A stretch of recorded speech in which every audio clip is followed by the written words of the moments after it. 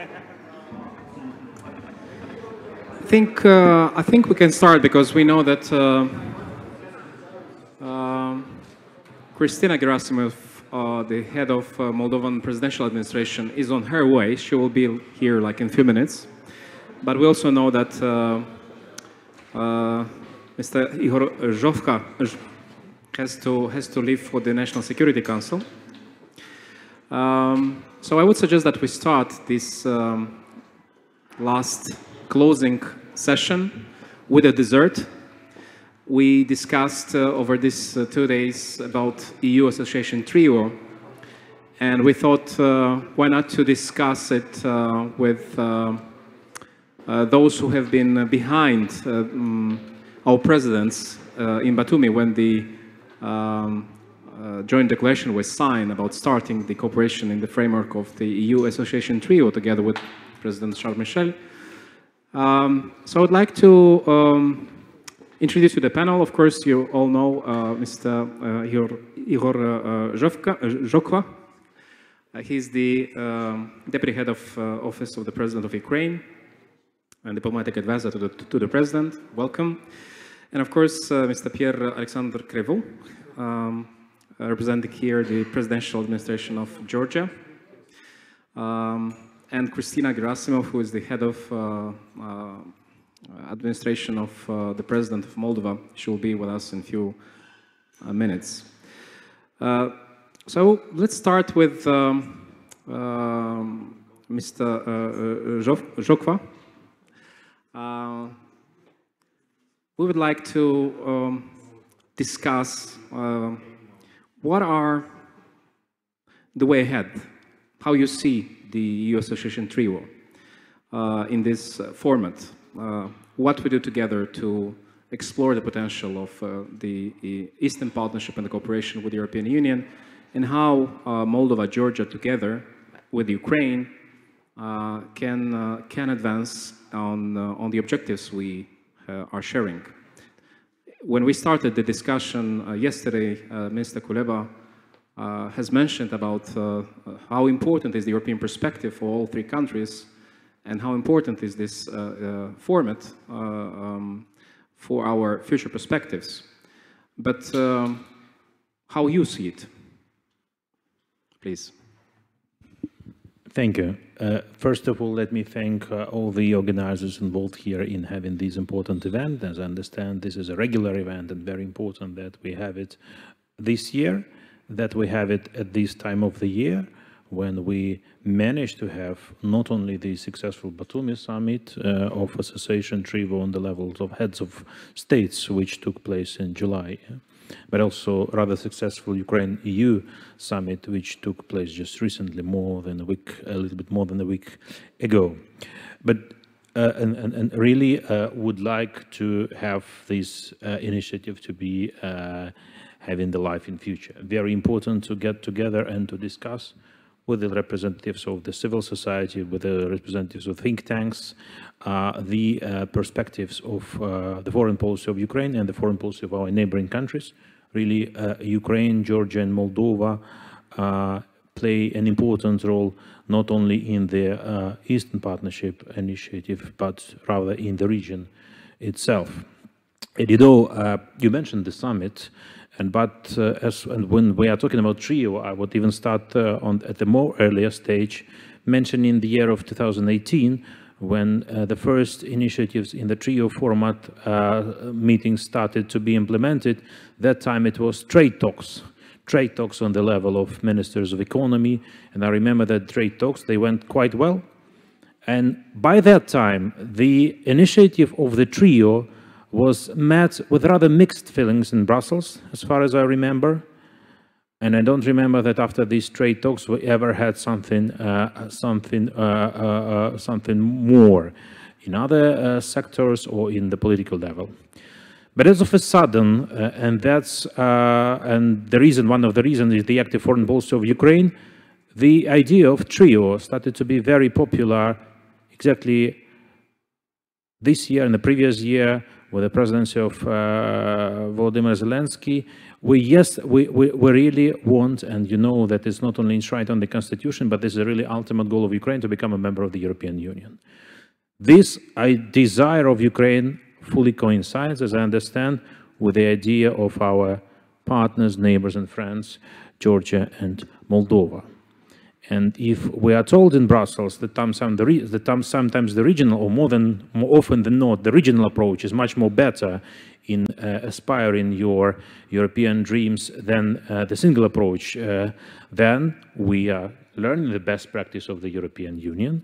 We are learning the best practice of the Western Balkans, and we decided to unite our efforts in achieving our joint goal. And that's why President promoted and agreed to take participation in the TRIO summit. Yes, it was hosted by our Georgian friends and partners, and we are thankful for them that this first summit took place in Batumi.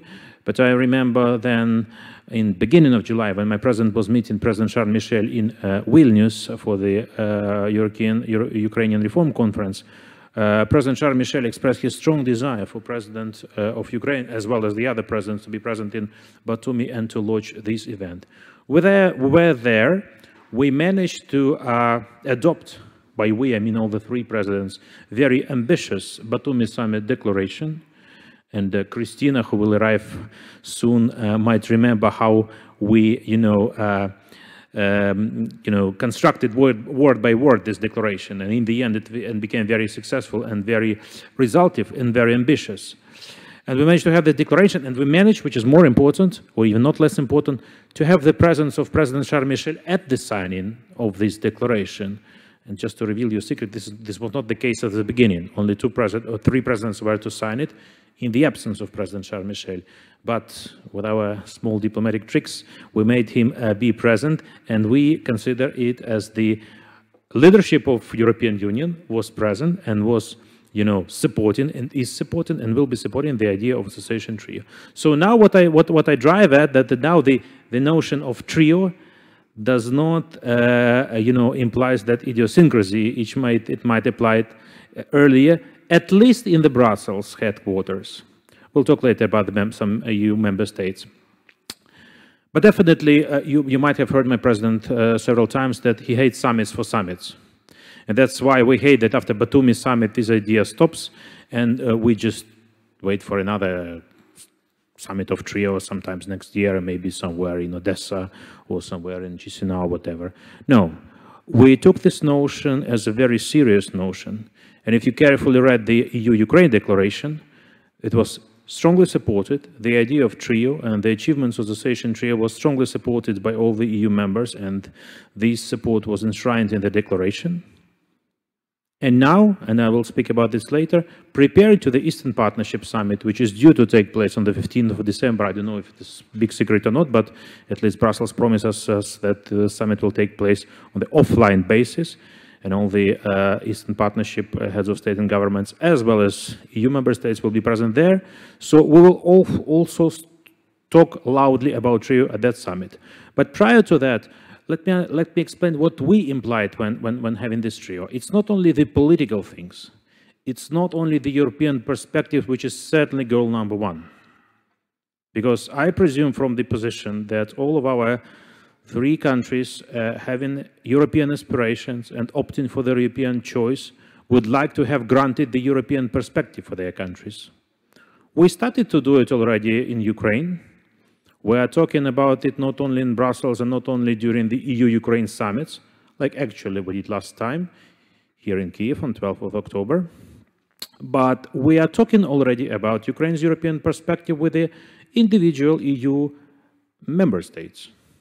You might have heard that we managed to conclude already 4 so-called declarations on the European perspective of Ukraine. Definitely, we started with our neighbors and friends because they are friends in need, and they are friends indeed. So we started with Lithuania, then it followed by Poland, Latvia, and Estonia. And 3 more declarations are to be signed in the due time because we need this physical signature. We need 2 leaders of the countries meet and sign this declaration in presence of the press, and fixing very simple notion that when Ukraine will be ready for membership, when Ukraine will implement all the necessary criteria and Copenhagen criteria, when Ukraine will utilize the association agreement and will be ready to apply for membership and start the actually accession negotiations, the country would support Ukraine in this endeavor. So it's a soft law, it's not a hard law, it's not a carved in stone agreement, but these several soft laws which already exist and many more to follow already create the new reality in terms of European integration of Ukraine. These are not mine words.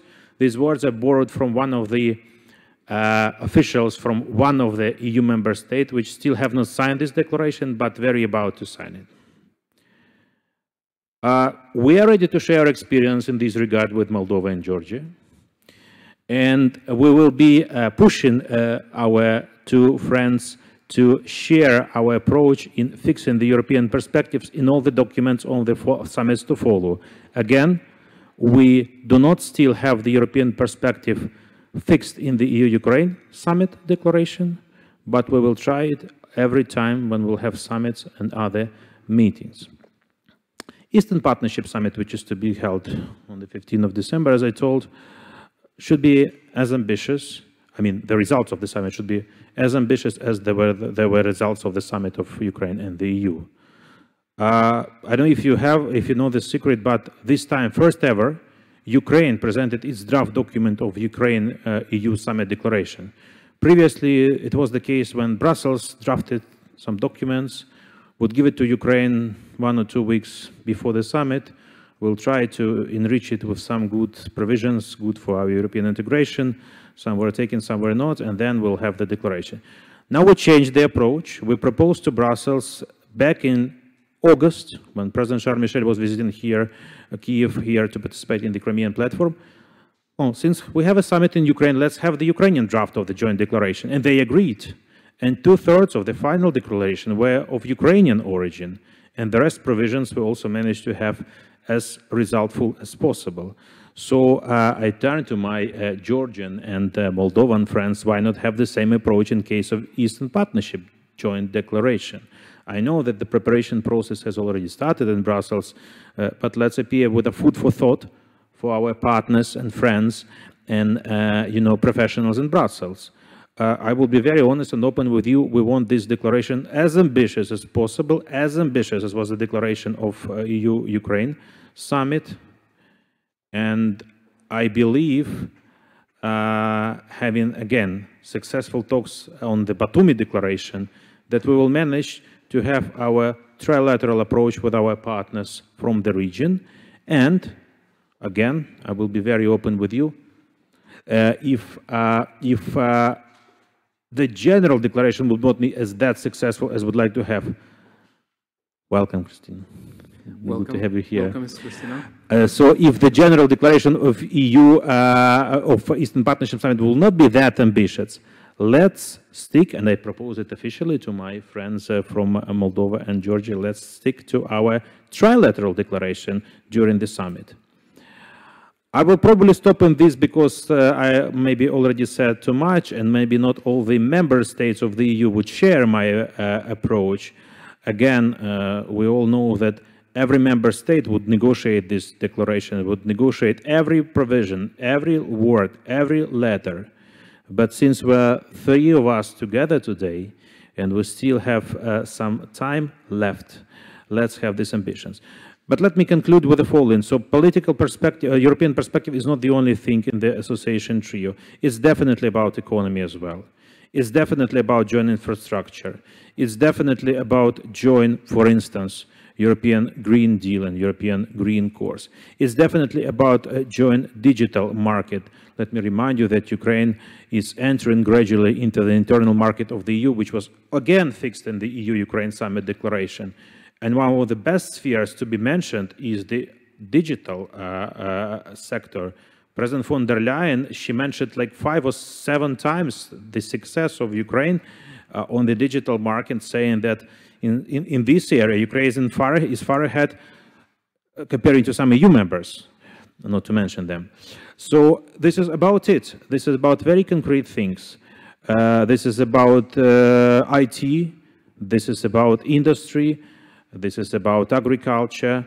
So we want this to be as instrumental as possible, again, not only the politics, not only in our European perspective, but in our economic ways and sectors.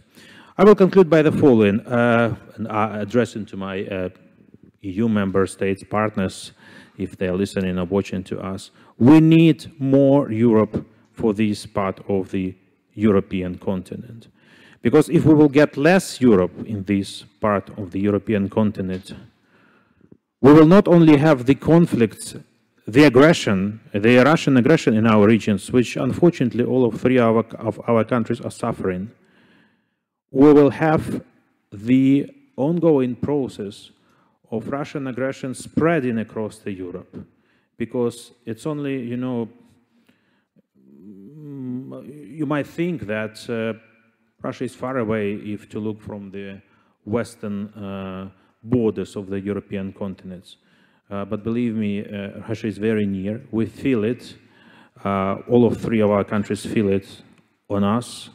We in Ukraine feel it when our soldiers died or being wounded, and we feel it already for 7 years. So please, this is a message to your capitals and to your partners and friends and officials. Bring more Europe to this part of the European continent. We really need it, and we are ready for it. Thank you. Thank you very much, Mr. Zhovkva. I really have some more questions to you. I don't know how much you can stay with us. I think I will have like 5 minutes. And then maybe we can take questions. Maybe we can take then questions from the audience. And of course, let us welcome Cristina Gherasimov, who did a great effort traveling immediately from the airport, because she was accompanying our president in Vienna on her official visit. So thank you very much for making it. So please, Dumitro, or Sergey, please. Yeah, please. Yeah, if I may, so I'm here. I have a question regarding European perspective, which seems to be a key topic of this conference. We have been talking about that yesterday, and we're continuing with that now. And different countries in the trio have different approach. You're talking about the ways that Ukraine have chosen with negotiations with individual member states. Georgia is going to apply by 2024. Moldova is more reluctant for these quick steps. What do you see? Whether three countries have to synchronize their application for membership? Would you ask your partners to apply jointly, or you would rather see that everyone have to go by own way? Again, like I told you in the beginning, thank you for the question. Again, like I told you in the beginning, we are good students. You know, we are taught that regional approach is working. Okay, let's try regional approach. But when we talk the, but when we take the Western Balkan approach, you know, when we take some two countries just like Northern Macedonia and Albania, especially Albania in this case, because you see Albania became a hostage of Northern Macedonia. We think, well, are you really right? Whatever. I would answer a question like this. Let's talk a mosaic approach. Again, we are ready to share our experience of our bilateral declarations. Many met this with skepticism, even here in Ukraine. I would be very honest with you. But now people are saying, well, really, it's working. I mean, it's creating new reality. As far as the dates of the application, I don't know. I hate the deadlines, if you ask me. Because, you know, then you have to answer why you're breaking these deadlines, that it's not your own fault, you know, sometimes. In case of the European Union, it really a matter, unfortunately. But why not? You have to have a goal. And for our people, let's be honest, sometimes when you have this, you know, carrot or, I don't know, stick hanging in the air, be it the air, okay, it might be working, it's sometimes good. So I don't see any contradictions here in terms of the year. Well, as far as the Moldovan approach, I will not take the bread of Cristina, but really, this is an additional impetus. Definitely, that doesn't mean Ukraine will not fulfill the association agreement, will not implement the criteria, will not gradually move to the integration in the internal market, will not gradually make all the necessary reforms. We will do this. We will not, you know, submitting it by something else. But we just invented several additional tools. Association trio being one of them, bilateral declarations being the second of them. I don't know, you might take other initiatives Ukraine has, and we'll utilize this, and then we'll see. Mr. Zhovkva, one more clarification question about your draft declaration that you submitted to the EU. You mentioned about bilateral declaration you mentioned. I wanted to ask you how many of the vision of the other two countries of the three associated EU three associated countries are included in your elements of the draft declaration, because we talked about regional cooperation, regional approach. I'm really interested about the effort of the regional cooperation in preparing this joint draft declaration. You mean draft joint declaration of this Eastern Partnership Summit? I will be very honest with you. I saw the first draft of the paper, which was submitted to me several days ago. It was a little bit weak. I know it was drafted by our MFAs, and maybe it was the quotation of the previous Foreign Affairs Council decisions, which is very good, but it's not enough. So we took an ambition of drafting our, improving this paper. We will definitely share it with our Moldovan and Georgian partners. I will talk with Cristina in this regard, in more private space. Sorry for this, not here in the big audience. But again, we have a good experience. People told me it's impossible when you give your draft to Brussels. Never ever they will adopt. It's possible, it's feasible, and we'll do the same. Thank you. I can take the last question very quickly. Sure. I have to go, unfortunately. Dumitro, please. Thank you. Question, I mean, at the Eastern Partnership, there will be some declaration, yes, but there will be expected also that there will be endorsement of the new deliverables for the Eastern Partnership, including the investment plan. So the draft deliverables paper was presented in July this year by the Commission and the EAS. And, well, frankly speaking, it's not only my impression, but also I heard that it's also some impressions of some experts from the EU member states and governments of some EU member states who are inclined to have more ambitious plans of the Eastern Partnership, that the ambitions is not really big, seems like this, to put it mildly. And so have you analyzed the deliverables suggested, the draft suggested, including the investment plan, and whether you have some talks on improving the draft, so to say, before the summit? Because honestly, it's not only about the summit declaration, as I understand, but also the content of these deliverables, which will stay for longer. You mean which ambitions are not big? Ukraine, Moldova, and Georgia, or Brussels ambitions? Brussels, I would Definitely. say. Thank you for this. Really, I can agree with you. Well, I have not, honestly, I have not analyzed the investment part of these ambitions. I saw the general number, and I think some even people sitting in the room approached me saying, what does it mean, whatever. I don't know yet. We have to investigate. I hate the general numbers. When you have general number for 6 of the countries, what does it mean? What does it mean? I don't understand this. When we had this last macro feed for COVID reasons, we understood. This part goes to Ukraine, this part goes to Moldova, Georgia, etc. I don't believe in the bigger numbers when they are just shown. People say, okay, that's good, but then what comes next? So be sure we will analyze it. We will be very ambitious as possible, together with our Moldovan and Georgian partners. We deserved this very good principle of Brussels, more for more. We're hating the approach less for less. We are for the approach more for more. Thank you. Thank you very much, Mr. Zhovkva. And our services have informed us that you also have your birthday today, so I'd like to congratulate you on that occasion. You have good services. Thank you. Leo. This is the Freedom Land with grapes from 3 countries. I know this. So I think it reflects on the forum of today. Happy birthday and thank you for your speech. Thank you. Thank you. Thank you for Thank you.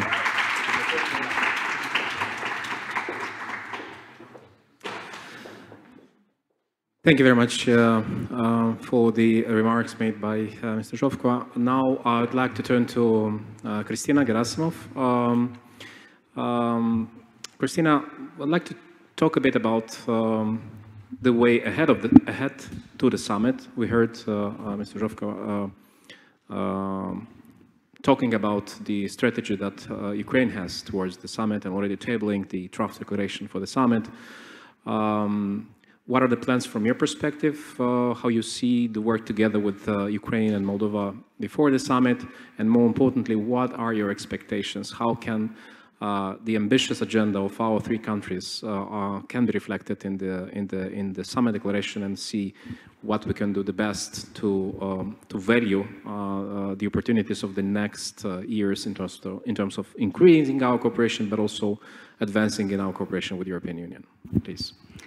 Thank you very much, Julian. Thank you for inviting. I'm sorry I didn't have a chance to come from the very beginning, but at least I think I made it a little bit better than President Zelensky made it for our Independence Day, meaning that I was here at least for the middle of the panel, which is, I think, still an added value. So I'm really sorry I couldn't be here yesterday and today. And maybe my comments, since I haven't really been following the discussion so far here, could be a little bit detached from my other Moldovan colleagues who were sitting here the day before and yesterday. So I apologize for that. But I will start with the fact saying that, you know, I will take a constructivist approach. 2 years ago, I was sitting also as part of the panels of this already annual conference as a researcher representing the German Council on Foreign Relations. And in 2 years from now, I'm, you know, here from a very different perspective. So this gives me hope that the trio strategy and what these countries can do together is really, you know, what they really want to make out of it. So I would take a constructivist approach. So far, I think the way how Charles Michel put it is quite close to where we are in reality today. And that is that the trio strategy today and is more of a coordination mechanisms that, or of messages that we want to send together to Brussels. I think we can do much more than that, and as Ihor has also mentioned, you know, we could move on with sharing experiences of how do we move on with reforms, how do we implement them, what are our obstacles, and so on. We could do even more than that. We can also, you know, find joint solutions to common problems and also approach common problems in a common way, because we have to say that the biggest problems today are common to all of us, be it COVID, be it the economic recovery, and so on. So here, you know, if we manage properly, let's say only these two challenges that our societies are facing, then we could, you know, together move on to solve bigger problems that our countries are facing, like increasing trust in public institutions, increasing trust in the state, and ultimately becoming credible, equal partners with countries within the EU already.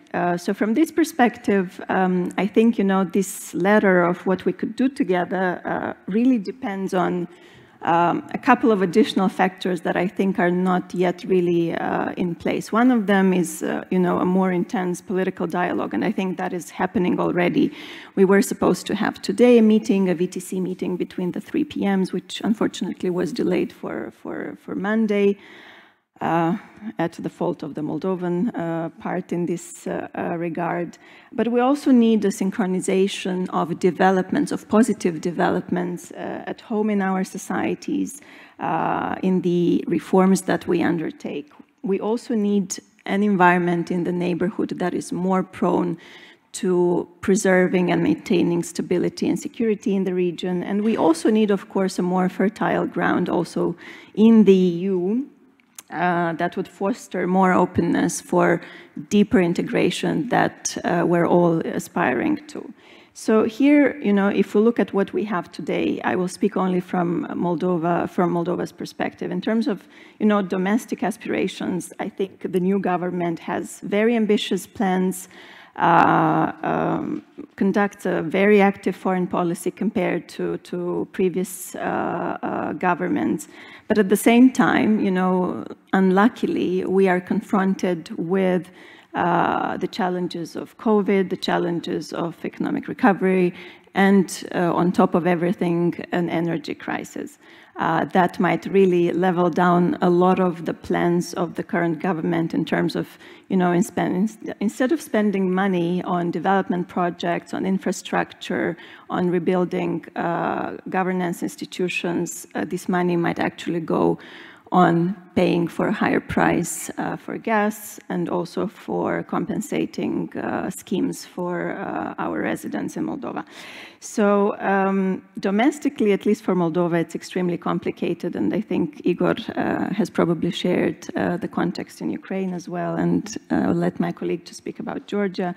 Regionally, I think everyone's really concerned about what is going on these days. I think what we do see in the region can really hamper a joint declaration in the end, and I agree that in this case it's worth thinking of moving forward with a declaration of the 3 associated countries, but we do not, I mean, again, there is a lot of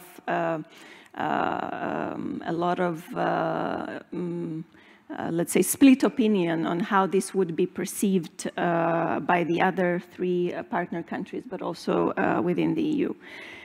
Globally, we see, powers repositioning themselves. We see different priorities in foreign policy. We see increased gas prices, everything. If we look also at the EU as a global player here, I think they are consumed by managing their own internal domestic crises, but also by managing the external threats that are coming along.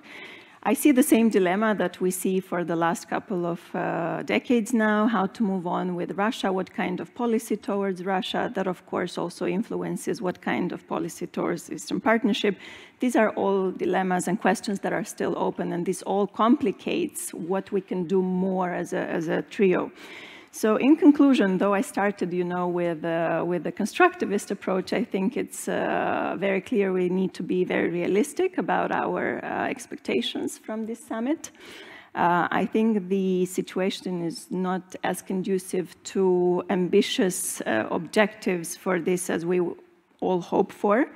But at the same time, I think to take an optimistic span for the end of this intro speech is that any crisis situation is also an opportunity. And since we're all dealing with multiple crises here, we could actually start from behind, from the last step and try to think how can we commonly or together move on addressing the challenges that we face. So I'll stop here, and I'll be more than glad to go into the details because I'm not sure yet, what has been covered so far by. Thank you, Cristina. Thank you, Pierre-Alexandre. Is there a trio? Is there a strategy from your perspective? Well, so first of all, since this is the last panel today, I want to say thank you to the organizers. And really what we saw in the last 2 days was that when you put all the stakeholders together, civil society, public leaders, society as a whole, you come up with brilliant ideas, innovative solutions, and so this is a great forum. So you mentioned the word constructivist, and I would add on to that that maybe association trio and what followed, the Petra or the Batumi Declaration, is an evolutionary step. So what we saw in the case of Georgia is that there were different steps over the last few years of Georgia's path towards the European Union. Usually those steps happen one at a time every 5 years. It started with the ENP, the Eastern Partnership. We had the association agreement, the DCFTA, visa liberalization. And then what we saw is that maybe there was some political differences in Brussels on what would be the next step. And the beauty of the 3 countries coming together is that this wasn't a case of Brussels telling us what we could get next. This was a case of us saying that we have an idea and we could implement that idea. And we're bonded together, the three countries are bonded together by common values. The three countries are known for historical tolerance. The three countries are historically European. In the case of Georgia, I'll quickly say that the idea of a European Georgia is not something that is new. This is something that dates back centuries ago. In 1918, the 1921 Constitution of the Democratic Republic of Georgia was more European than many European constitutions at the time. And this has been the goal of the Georgian people. And in Georgia today, you see that an overwhelming majority itself is an understatement. An overwhelming majority of the population supports Georgia's path towards the European Union. And this is despite any case of polarization, whether you're left or right or center, you know you support this path because this is a natural path. To go back to TRIO, the signing of the Batumi Declaration, and sometimes we call it the Petra Declaration, that this is an interesting historical fact. It was signed actually in the Petra Fortress, which is a little bit outside of Batumi. And the Petra Fortress is very symbolic. The Petra Fortress is an ancient 6th century fortress that was at one point the easternmost stronghold of the the Byzantine world. And it was also a trading spot on the Black Sea. It was a spot where every trading post in the Black Sea would meet. And so it was a very symbolic move to have such a signature done over there, because this shows that there is definitely unity in this idea of our three countries being European, and also the idea of the Black Sea being something that could unify us and into finding solutions to make the Black Sea a sea of connectivity, of trade, of communication. And so these this is an evolutionary approach. We're moving forward. Of course, the summit that's set to take place is going to be very carefully watched in the three capitals, and of course we should be realist, but we should also have high expectations, because nothing comes if you don't set yourself high expectations. And so there is obviously a lot of work to do.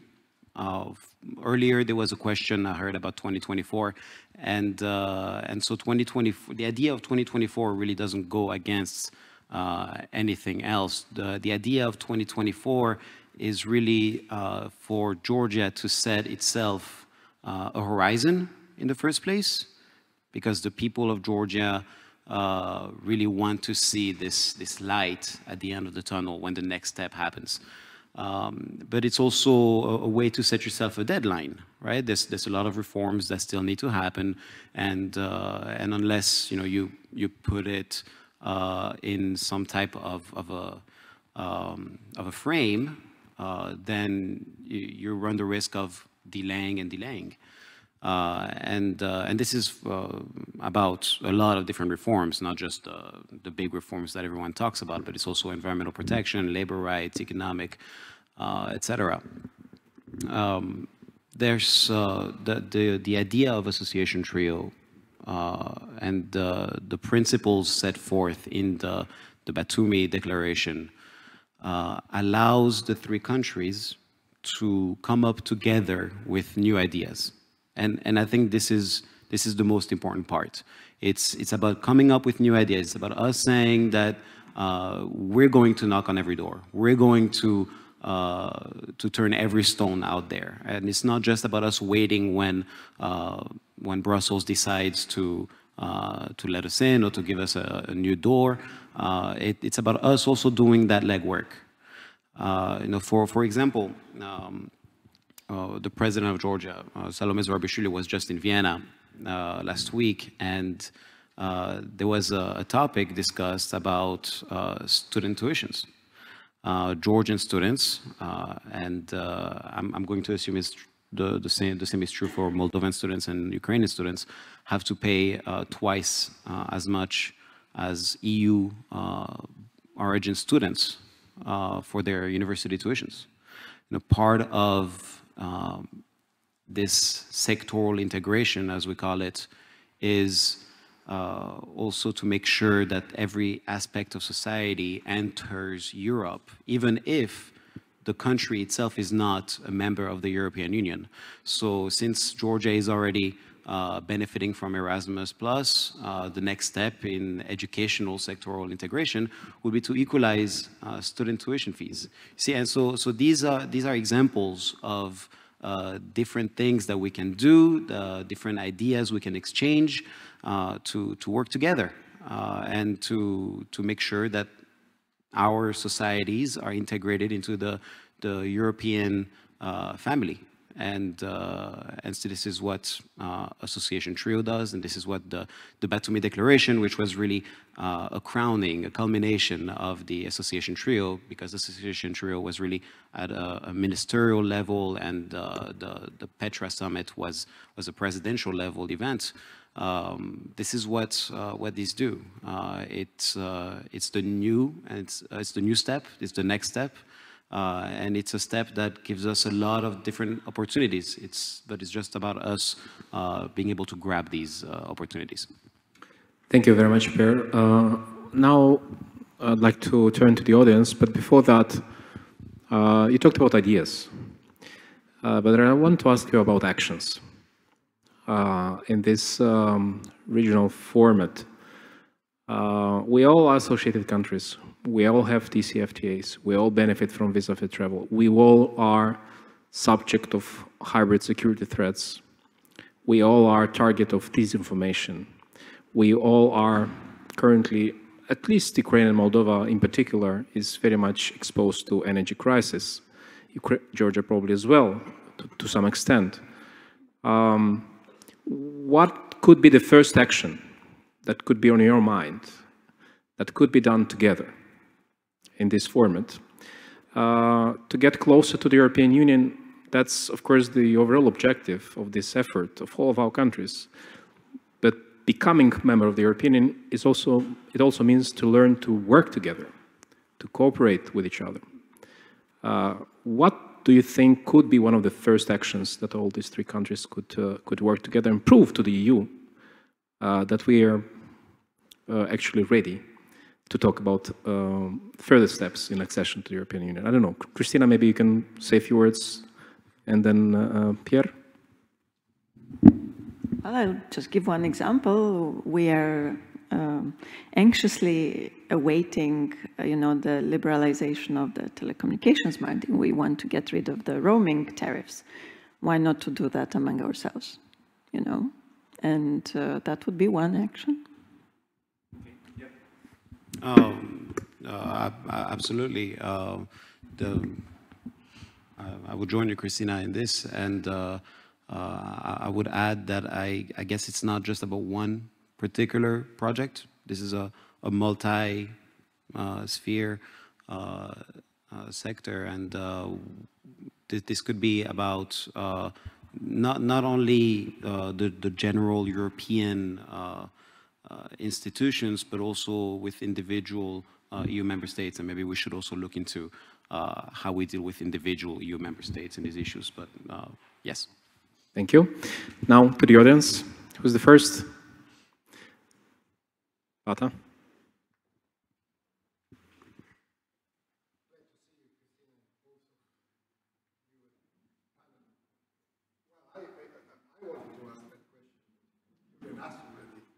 So, if you let me, I will ask a similar question. What could be the second action?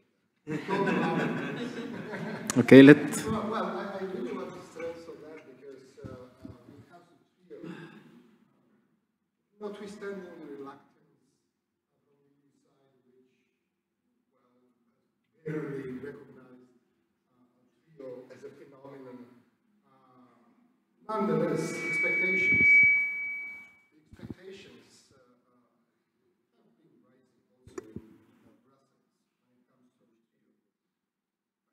need, of course, Leo has agreed already, is to develop certain actions. Which would be obedient, you know, to happen sooner rather than later. Thank you, Pata. Kasia?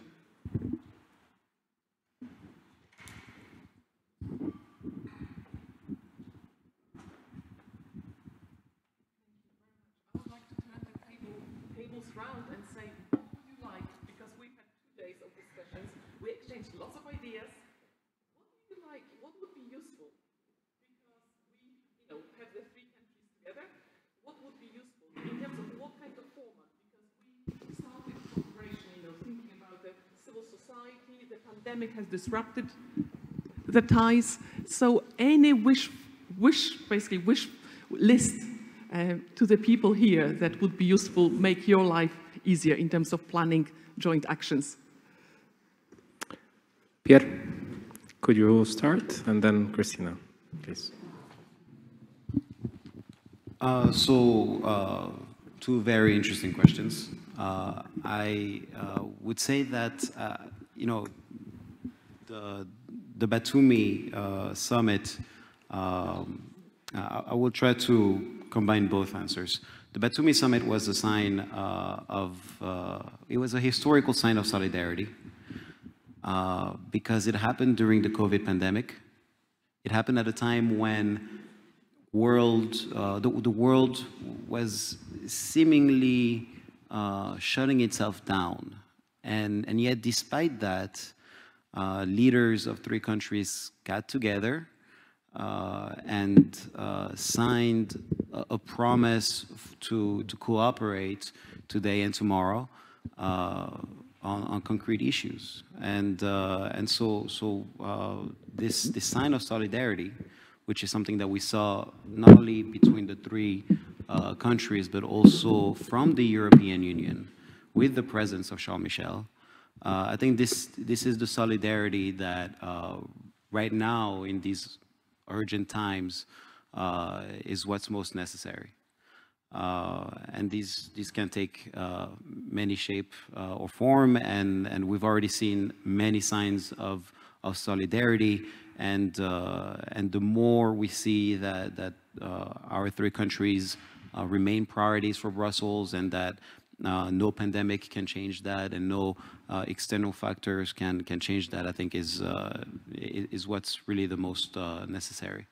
And when it comes to Pata's question, it's well, the signature of the Batumi summit, really, the declaration is not a list of what we're doing today and tomorrow. It creates a framework.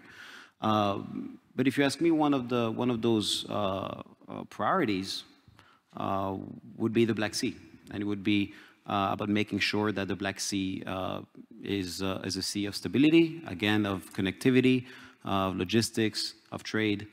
And for this, we've already started seeing many European financial institutions promising or talking about investing more in the Black Sea, into regional infrastructure. This is one thing that I think will be very high in the priorities. Cristina? So a second action that we could do together. I think this is, something that actually the trio misses, because in our understanding, all roads lead to Rome, meaning to Brussels. So we know what we want from Brussels, but we don't know what we want from each other. And usually when it comes, what do you want from each other, then it gets to your bilateral agenda, because, for instance, Moldova at this point would be very glad to develop, more projects together, but there is, let's say, less of a dialogue than today it is with the Ukraine. So trying, to put the 3 countries together could actually give birth to really interesting ideas, like, how do we help each other? I don't know. export what we are best at, you know, wine. We see ourselves now, let's say, competitors with Georgia. What if we put hands together, you know, and we think how to do more on the European market together? Because, you know, if you do it separately, you're still weaker if you do it together. But there are economic reasons why this is not going to happen. But I'm just saying that there are a lot of things that we could do bilaterally, you know. I mean, of course, we have more with Ukraine because we share a border, and there are many things that we could do from building physical bridges, but also, you know, liberalizing various, I don't know, let's say the I don't know, we could think, you know, that citizens among our three countries could travel based on IDs without passports, for instance, right?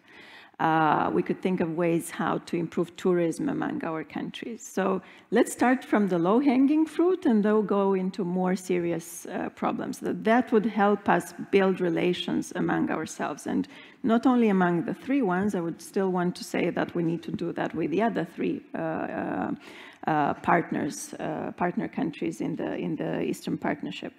In terms of more concrete ideas, I think to get to Kasia's point, how or what do we need, and how could, you know, what would be helpful to us. I think it's very clear that all the three countries want different types of high-level dialogues in Brussels. So, for instance, Moldova, you know, very much pushes for high-level dialogue on security, on energy, and on justice. And I know that some of the countries, so, you know, you have a high-level dialogue on security. There are things that one country, for instance, has, the other doesn't. What if we try to do that, you know, as a trio group, or depending on the problem discussed? For instance, security, I think here we can discuss as a trio.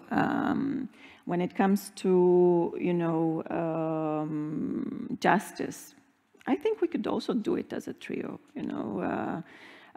When it comes to what else could we think? You know, we all had traumatic experiences with COVID, and we all cope on ourselves, and we're all weak at it.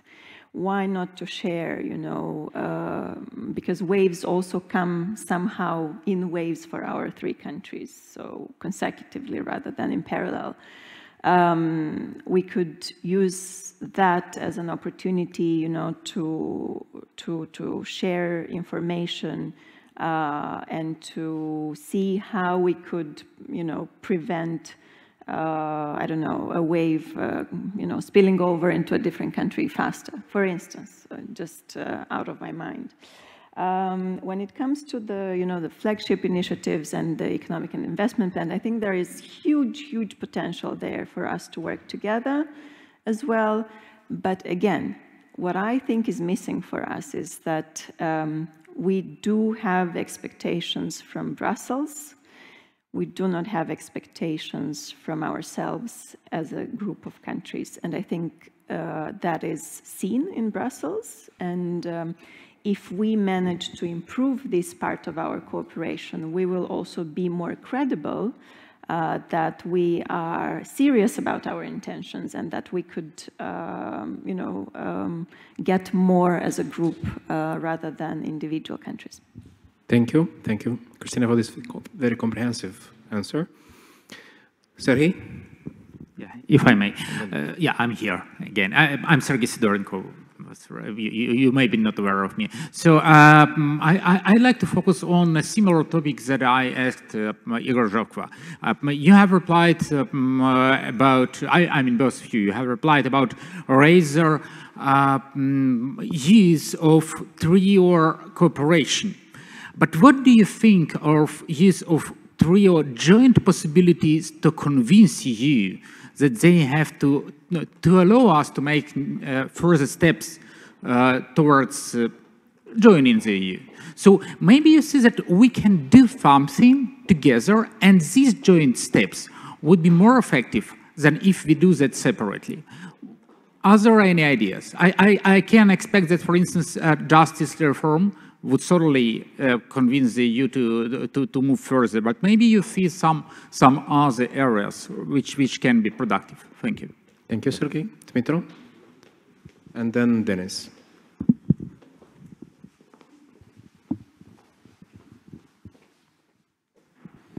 Thank you. My question to Cristina, because you mentioned actually, I mean, we discussed with peers from civil society, from Ukraine, Moldova, and Georgia, what could be actually possible topics for our joint activities. And so we discussed actually the three topics which you mentioned: security, energy, and justice as maybe the three most important ones. But I would just ask you maybe to clarify, maybe you could share with us your view. What could be, maybe more concretely, what could be the essence of security topic here? Do you think it's more like soft security, hard security? What, maybe to be more precise, because security, as you know, is huge, it's so broad.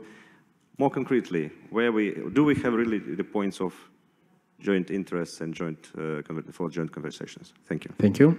Denis? Thank you. I have many questions, but I will address only two of them. So one question is about the statement signed by the three presidents in Batumi.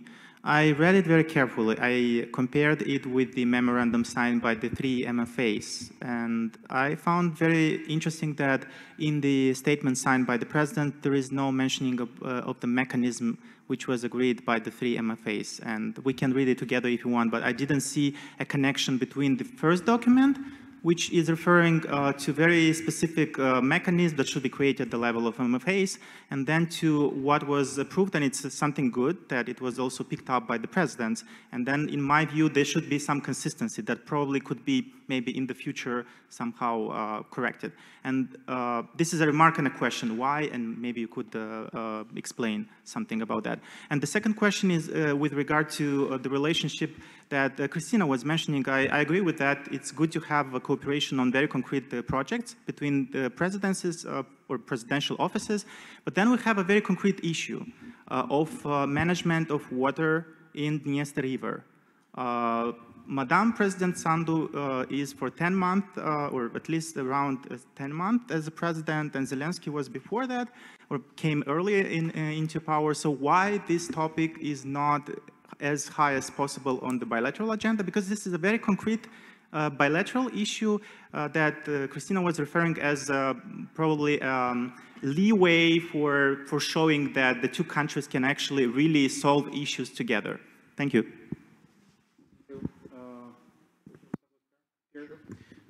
Sergey's questions. Yeah.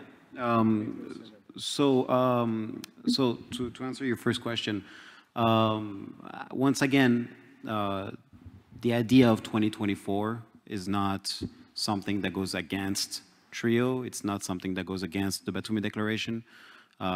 It's about setting a self-imposed deadline towards reforms.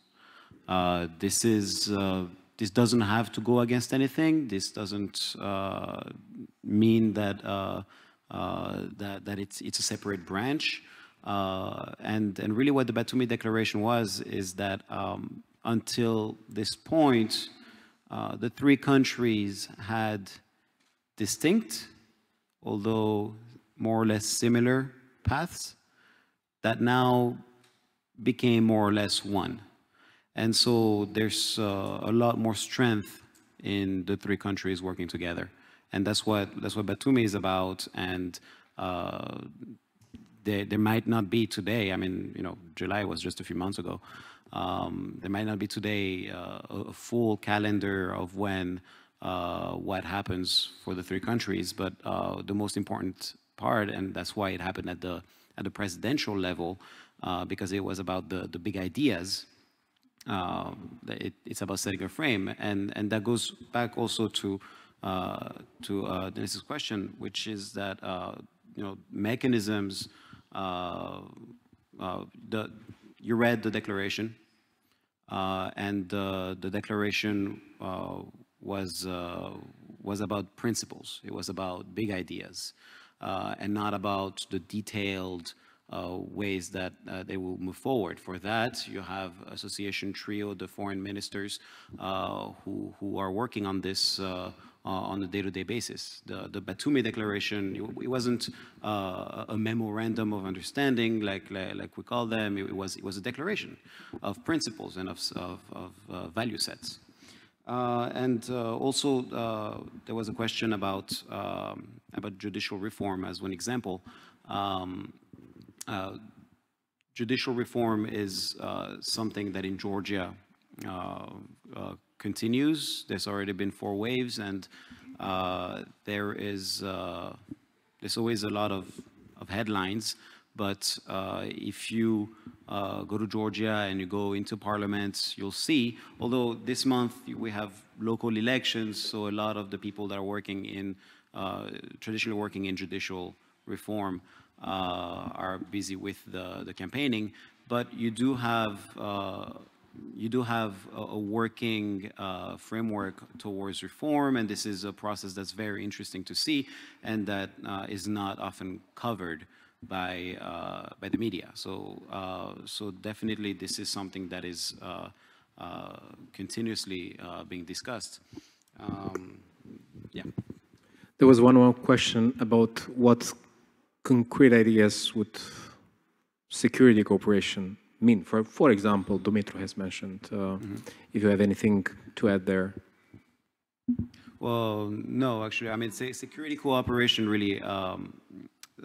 The idea of, again, making the Black Sea a sea of stability and of connectivity is really the main goal when in terms of security cooperation. Georgia is really what we call an island of stability in its region, and for Georgia, Black Sea stability goes into the greater context of regional stability.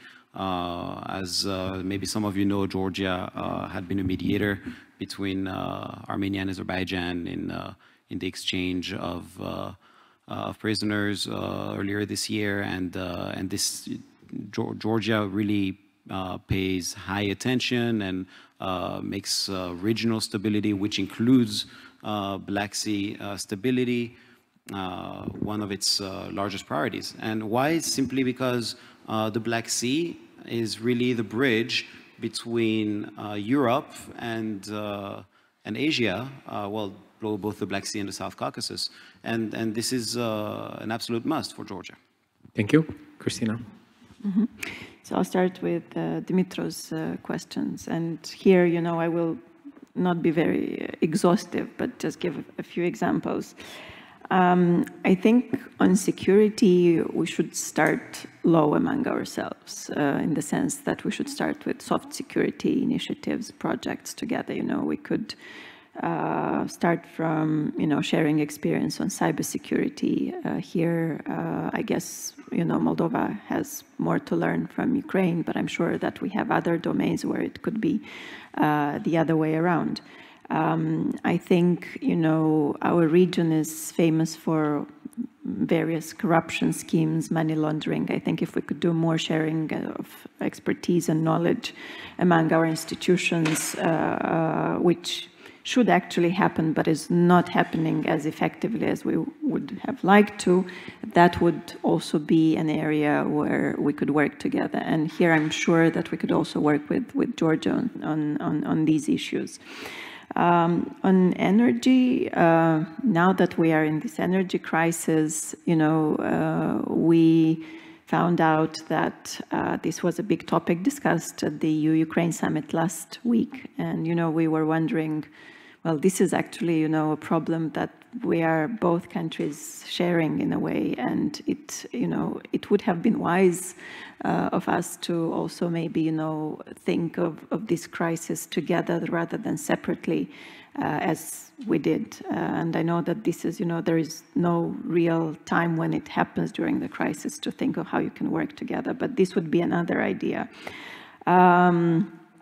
Also on justice, you know, it's clear that it's not working in any of the three countries. So maybe we can sit together and think why it doesn't happen, and maybe also think of clear mechanisms again on how we could make it work, because we don't want justice reform for Brussels, we want justice reform for our societies. We want strong rule of law, we want strong independent prosecution, courts, not for the sake of Brussels, we want this for us. So speaking, you know, among ourselves would also be a useful exercise. I know that it happens at civil society level in different initiatives, but I think maybe, you know, making some more coordinated efforts in this direction could be helpful. Moldova has, as I found out, no gas storage on its territory. Ukraine does. That would be another area where we could, you know, see whether we can get the expertise how to do it, or maybe, you know, can keep on storing on the Ukrainian territory. So there are many ideas, and unfortunately they come out just, you know, based on the priorities that I'm dealing with at the moment. To go to the question that Denis raised on the fact that there has been some discrepancy among the two declarations. I don't think there is a foreign policy of the MFA of a country or a foreign policy of the administration, of the presidential administration, but these are bureaucratic processes that have all kind of technicalities involved. So the fact that, you know, the declaration didn't reflect fully some aspects that the declaration previously made was previously made also by the three countries. Yes, this is a weakness because it doesn't show consistency, but at the same time, you know, I think at that point, if you think how really foreign policy works, and sometimes, you know, the MFA can be at a different speed than the office of the president or the other way around, this also can give you an explanation why in some, you know, in certain circumstances, there might be not fully, you know, synchronized declarations. On the second question, why the protection of the water of River Nistru is not on the agenda, I think that is not true. This has been in every discussion that Moldova and Ukraine had, but this is not a low-hanging fruit. Moldova and Ukraine has a very, very complex bilateral agenda. This is one of the most complex issues that we have to solve, which requires long hours of dialogue, long hours of understanding the reasons of each parties. And believe me, it is a priority. It's just that it's not an easily fixable problem. If it were so, we wouldn't have been here today still discussing about it for, you know, the last 3 decades. So I will stop here. Thank you. One more round. Julian? Thank you very much. Well, I will round up with actually 3 pieces of a question. The first thing is how much your trio, the association trio, is helping the bilateral relations. The second part would be at what respect, you know, the trio is made in such a way that it somehow clarifies and appeases, if you want, the part of the competition. But competition would also mean, you know, a positive track. If you have a virtuous spiral and somebody taking over and the other trying to reach up, it really can help. So if such a dynamic has been affected by this, or could be affected by this trio, it's my second. And third, okay, I really appreciate the fact that reform of the judiciary and fighting corruption are a part of the proposal, or at least to discuss in the trio. And I'm very happy that this could be a part of not only of the discussion, but also of a solution of getting somehow together and taking the best lessons learned and the best practices from those who succeed in doing that part. Thank you very much. Thank you. One more question, or? Okay. Cristina, please. Okay, so I will start. I think the trio is another platform of dialogue that always helps. It helps in the sense that as a multilateral platform, you know, beyond the things that you discuss as a bigger group, you can always discuss bilateral issues, and it just gives you the time, especially now in COVID, where people haven't been traveling so much. It's a very good opportunity to think also of not only what are the challenges that countries are facing or haven't still yet agreed upon on their bilateral agenda, but this is also a platform that gives you know, space for new ideas. I think it's still, you know, a new thing. There is nothing really to be compared to. If we were in, I don't know, year 5 or year 10 of the trio, I could have probably a better answer here, a more informed answer. But since, you know, it's it has been institutionalized not so long ago, I think there is quite a short time span that we can really analyze here. But I do think that in terms of communications, in terms of providing another platform of discussing issues, this is definitely helpful. I fully agree, you know, that we shouldn't be afraid where common projects within the trio could lead to competition. This is a healthy process, and this is only helpful for better developing our own economies, our own industries. You know, I guess this question maybe, you know, was a reaction to my comment on, you know, maybe exporting together wine with Georgia, or I don't know, or advertising. And this is something that today you would think is a no-go, but indeed, you know, it would spur competition, it would only improve the quality, and it would also, you know, bring an added value on the European market for both countries. So you could definitely win out of it. I think we're not there yet, but this is definitely something that would we could think about. I didn't get the question on the judiciary. I'm sorry, Julian. If you can, it was more of a comment. Mm-hmm. Yes. Yeah. Okay. I thought you also had a question, but thank you. Yeah. First of all, I want to say that I feel horrible for the fact that I've never had Moldovan wine in my life, and I will absolutely change that, I promise.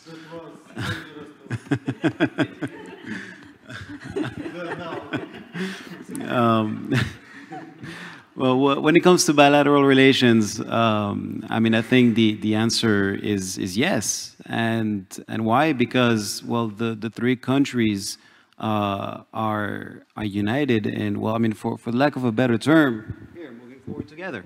You know, it's the months that led to the months preceding the Batumi Declaration saw very interesting developments in the three countries, between the three countries.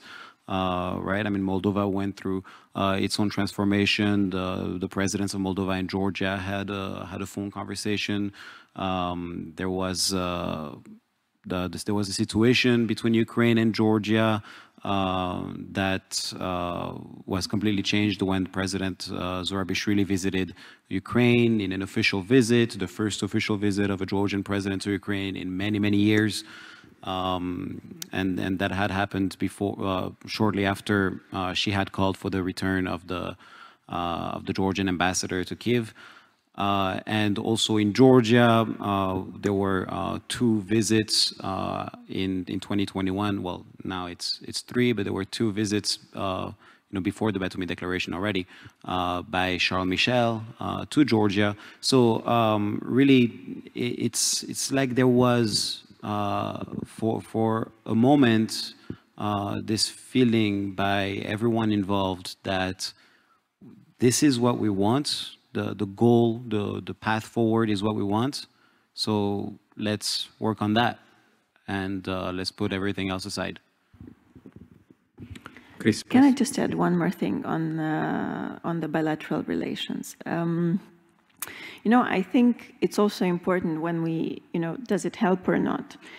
I think it's important to see what is the, you know, how do we see our final destination in a way? I think we have here a different understanding of, you know, what do we want and, or what we do within our association agreements is what's the final purpose for it. And I think here there is a difference. If we see, you know, the final objective of what we do to be once a EU member, then, you know, it will probably not, there would be no focus on developing bilateral relations.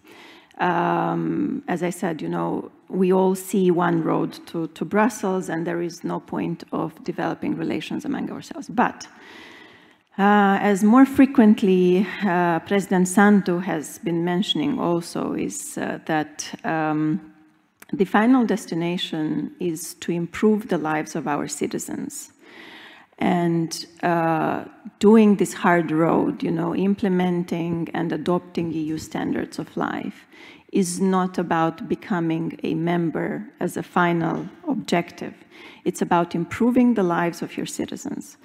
And if that is the final objective in mind that political leaders move with, then I think thinking about, you know, from this perspective, you know, there would be more incentive and more interest in developing also ties bilaterally within, be it the trio or the Eastern Partnership initiative together.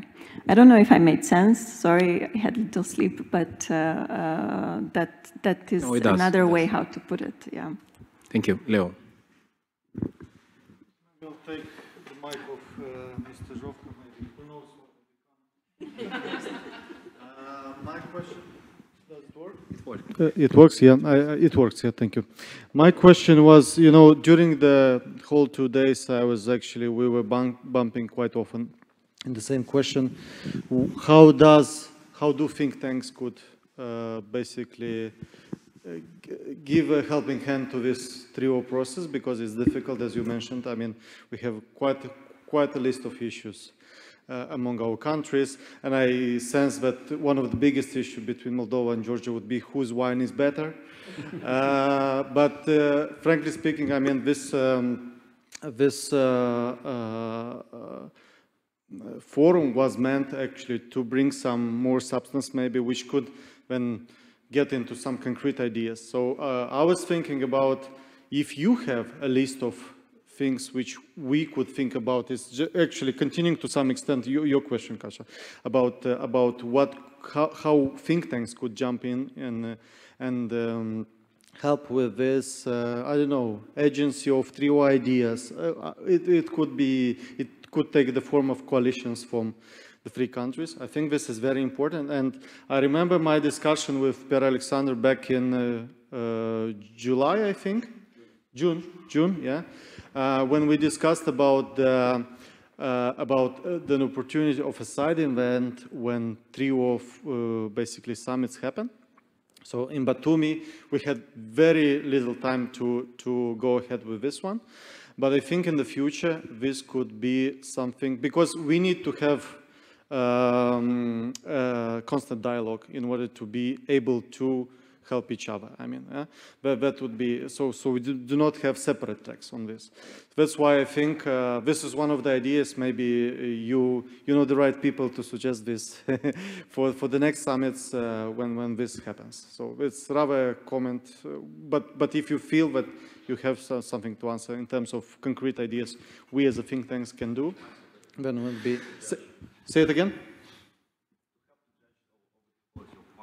Have a wine competition. And I think, Leo, you are asking the right persons about that, both Pierre-Alexandre and Cristina, because Cristina, together with Stefan Meister, were actually those who have initiated the Eastern Partnership think tank network, together with the European Commission and the European Union. So how we can help, Chris? Well, we put the bases, right? So the group is there, and I remember our first workshop, when was it, last November or December? I think it was extremely productive, very interesting ideas came out. I hope it continues, and I think it's a platform where, you know, we could, I mean, I don't know the shape and form that it took after I left, but it's definitely a platform where we could, you know, work on solutions together, because we all know what our problems are. Unfortunately, we don't always, so from a position where I'm now, we don't always have the time to think of the solutions. So here, I think, you know, very helpful would be you, think tanks, civil society organizations, to come with solutions to concrete challenges that we face together. And I think that would be, you know, the biggest added value to what what civil society could do for these countries. I mean, first of all, the idea of bringing think tanks together, amazing. And you know, what's the beautiful thing about think tanks, especially in foreign policy? They're not restrained by the diplomatic language that exists in every country. You know, well, it's true in every country in the world when a press release is sent out after a meeting between two ministers or two heads of state. You know, you're always going to find the same language. You know, they talked about strengthening the relations or deepening. Sometimes they go with deepening the relations. You know, in culture, economics, tourism, etc. And it's the same everywhere. You know, be it France, be it the United States, be it Georgia. And think tanks don't have that. You know, you can get as creative as you want, as you can, and you can offer sometimes amazing ideas. The thing, though, I think one problem with think tanks is their relation with citizens as a whole. What I mean by that is that even though they have amazing ideas, it's very difficult for those ideas to be seen by the public at large. And often these ideas stay in the same academic circles, and there's no widespread sharing of these ideas, even though sometimes these ideas are really great. So I think that, you know, one format would be definitely to tie think tank, quote unquote, summits to other political events. And also it would be, you know, the only reason why me as a citizen of Georgia, I'm aware of what Georgian think tanks write about is because, you know, I go to events and I give them my business cards and I beg them to please, whenever you write a report, I want to read it too. And that's just because I'm a nerd. And I want, and not everyone is like that, but, you know, in,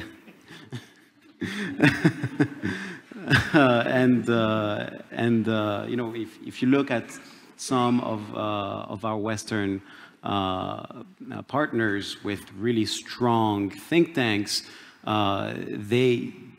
they've learned to combine this, you know, this creativity along with PR and public outreach and academic circles and everything. And, you know, sometimes the public circles, the public leaders see an idea they like within think tanks and they grab it. And think tanks become lobbyists, they become PR groups for the ideas that they came up with. So yeah. Chris, you, and then Stefan.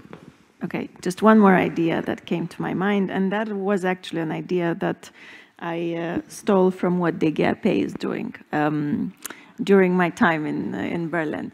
I think what think tanks could do, or civil society organizations, depending on the profile, is to create these platforms of dialogue, not only, you know, at the level of, I don't know, you know, creative platforms for dialogue for the ministries of, I don't know, internal affairs of the three countries, or for the ministries of culture for the three, because they don't even know what they have together, what they share, what their problems are, because there is no time. Everyone's so focused on their own domestic agenda that there is no time to think, can we do something together with the Georgians? Can we do something together with the Georgians and Ukrainians? Can we do all together as a group of 6? So what you could do is to provide these platforms at the level of ministries where they could meet and talk about possible joint actions together. I think that would be also very useful. Thank you. Stefan, please.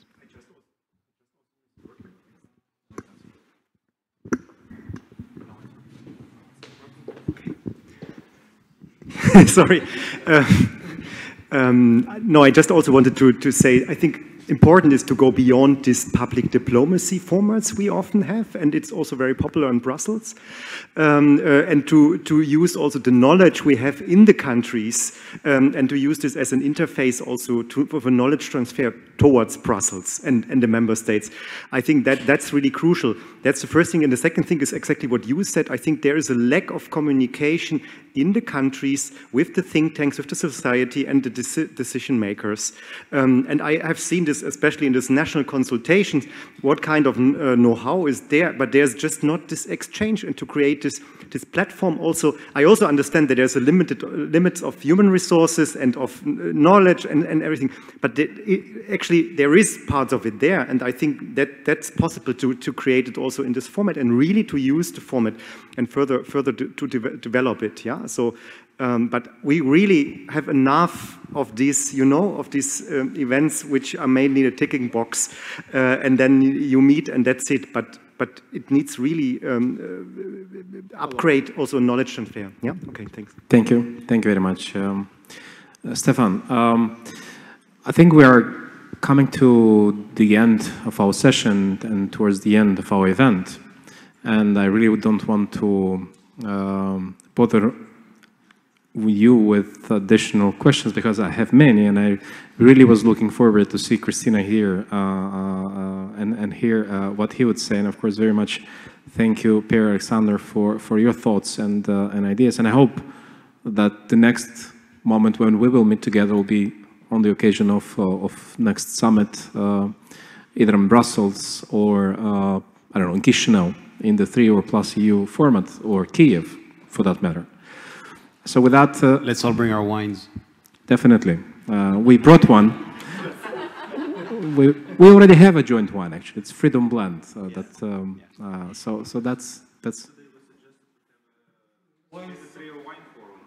We should do that. We should do that. Maybe with that occasion. It's like this, but with wine. Friends, maybe with this, if you allow me, just few concluding remarks from the organizers of this event of 2 days that brought us together, and I'm really happy that we are all almost here together. Just thank you very much for all the effort you have done, Dumitru, Leo, and of course thank you very much, Natalia, for the contributions and help that we did together. And of course, thanks to the EU for the support in providing and organizing this event. And I know that we will continue to work together in this format and the others. But I want to give few moments for concluding remarks for our friends. Dumitru, Leo, please. Okay, thank you very much indeed for everyone who participated. It was really quite bold initiative, I would say, when we started to plan it together with Leo and the team of New Europe Center. We were really afraid whether we will be able to finally, eventually, to make the offline event. As you know already, last year we were not able to make the Association Exchange Forum, so we had an interruption of the year to 2020. But finally, I think we've succeeded. I enjoyed the discussions. I thank you all for your participation. It was really interesting to me. I mean, I hope to you as well. And I hope you will be interested to come and join for the next 5th Association Exchange Forum. Hopefully without COVID at all, but definitely offline and definitely in Kiev. definitely next year. Thank you. Thank you. Just and again, I think we should also thank to all the representatives of the governments and other officials who participated. They really showed that trio means something to them. It's really, I think, a trend. I mean, we first came together at the level of civil societies at 2017, and we invited governments to come together. Since then, we really see that slowly, still slowly, we criticize that it is maybe too slow, but I think slowly but surely it's going more and more in terms of interaction and slow institutionalization of this trio process among the governments as well, and the presidents, yeah, and the parliaments, hopefully as well, and the very beauty of European integration is that it is supported by the European Union. It is supported not only rhetorically, not only politically, but actually financially. So this event is happening with the support of European Union, with the support of European taxpayers. And I think this is rightly so because we are actually discussing our common interests. So we are discussing not our own selfish interests, but what we believe our common interest together with the European Union of coming together, of our joint integration, because we deeply believe it's not only for our benefit, but the benefit of the whole Europe, for the benefit of European Union as well. So that's why I think it's a really common joint exercise for the benefit of us all. Small but important step, as we say, we are drop in the ocean. This is one of slogans of the Revolution of Dignity. I hope that this drop was really in the right direction, as someone from European Commission said. Thank you.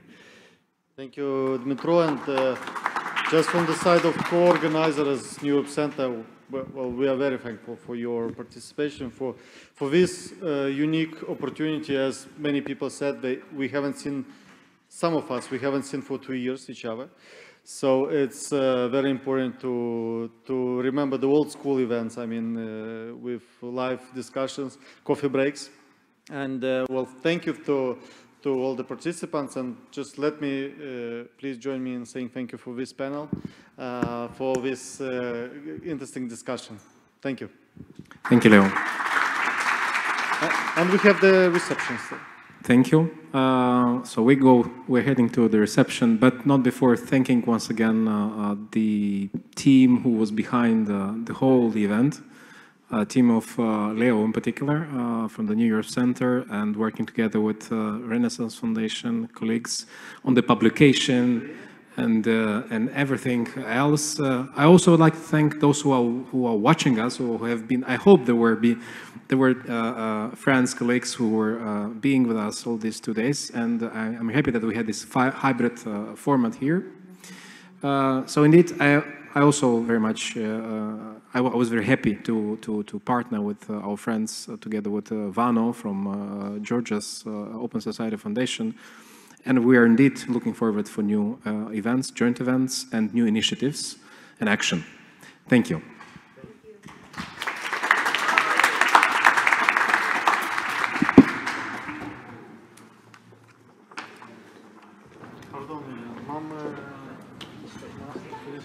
Mam